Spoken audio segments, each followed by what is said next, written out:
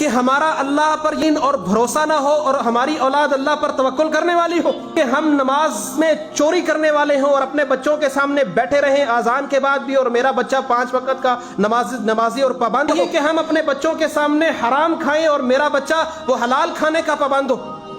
اپنی اولاد کی خاطر اپنی اولاد کے سامنے نیکی کریں۔ اگر ہم اپنی اولاد کی تربیت کرنا چاہتے ہیں، جہنم سے بچانا چاہتے ہیں، ان کے سامنے باجماعت نماز کا اہتمام کریں، اٹھ جایا کریں جب اذان ہو، یہ سوچا کریں کہ یار میرا بچہ مجھے دیکھ رہا ہے، میرا بیٹھنا بنتا نہیں ہے۔ ان کے سامنے امر بالمعروف اور نہی عن المنکر کا فریضہ ادا کریں تاکہ یہ محبت ان کے اندر بھی آئے، وہ بھی جب برائی کو دیکھیں تو وہ اس سے منع کریں۔ ان کے سامنے صبح و شام کے اذکار کیا کریں تاکہ یہ نیک اور اچھی خصلت ان کے اندر منتقل ہو۔ ان کے سامنے اپنے روٹھے ہوئے بھائیوں کو منایا کریں، صلہ رحمی کا فریضہ ادا کیا کریں تاکہ وہ بھی ان کے اندر جو ہے یہ اچھی خصلت ان کے اندر پیدا ہو۔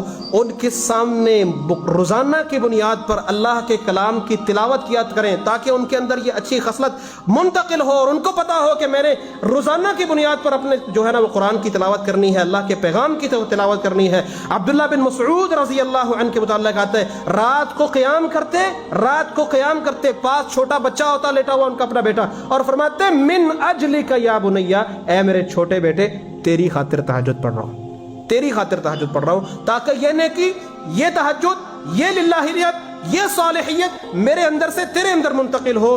تو اسی طرح اپنے بچوں کے سامنے صدقہ کریں، اپنے بچوں کے سامنے کی بجائے اپنے بچوں کے ہاتھوں سے صدقہ کروائیں تاکہ ان کے اندر یہ نیکی منتقل ہو۔ عزیز بھائیوں، اگر ہم اپنے بچوں کے سامنے نیکی نہیں کر سکتے نا، کم از کم اپنے بچوں کے سامنے گناہ کرنے سے تو باز آ جائے۔ اپنے بچوں کے سامنے گناہ کرنے، کہیں ایسا نہ ہو کہ ہمارا گناہ ان کے اندر منتقل ہو اور پھر وہ نسلوں تک آگے چلتا جائے۔ اذان کے بعد گھر میں بیٹھے رہنا اپنے بچوں کے سامنے چھوڑ دیں، ان کے سامنے سود اور حرام کی سودا بازی کرنا چھوڑ دیں کہ میرا بچہ مجھے دیکھ رہا ہے۔ ان کے سامنے بدزبانی کرنا، گندی گالیاں بکنا، گھر والوں کے اوپر تشدد کرنا اور اس طرح کا رویہ کرنا اس لیے چھوڑ دیں کہ میرا بچہ مجھے دیکھ رہا ہے، کل کو اس کے اندر یہ ساری باتیں منتقل ہوں گی، اس کی خاطر چھوڑ دیں۔ ان کے سامنے جھوٹ بولنا چھوڑ دیں، جھوٹی سودا بازی کرنا چھوڑ دیں، جھوٹے، اور اپنے بچوں کے سامنے غیر محرموں کو دیکھنا چھوڑ دیں۔ واللہ میں آپ کو ایک بات، میں نے ایک بچے کے ایک بیٹے کے زبان سے بات سنی، یہ بات باپ کے لیے ڈوب مرنے کا مقام ہے۔ ایک بچہ میں نے کانوں سے سنا، اپنے باپ کے متعلق کہتا یار میرا پاپا بڑا ٹھرکی ہے۔ واللہ یہ باپ کے لیے ڈوب مر جانے کا مقام ہے۔ وہ کیوں کہتا ہے؟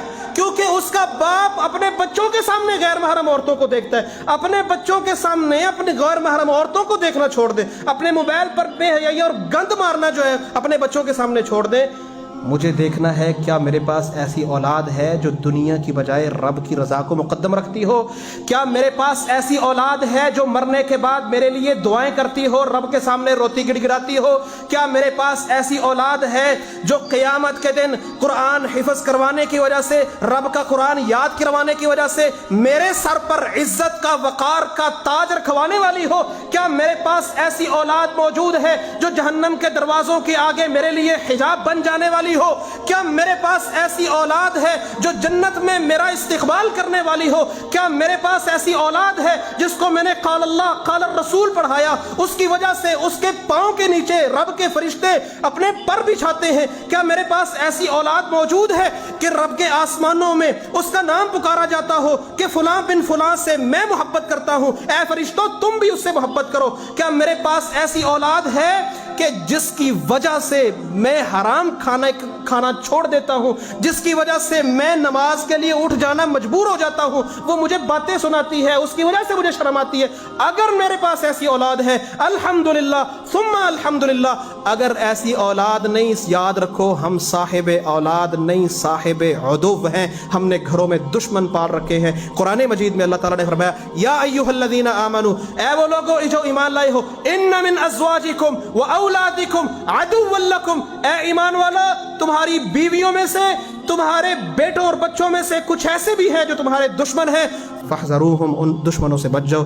اللہ سے دعا ہے اللہ سمجھنے کی، عمل کرنے کی توفیق عطا فرمائے۔ حافظ محمد بن عبدالسلام بٹوی، اسلامک اسکالر۔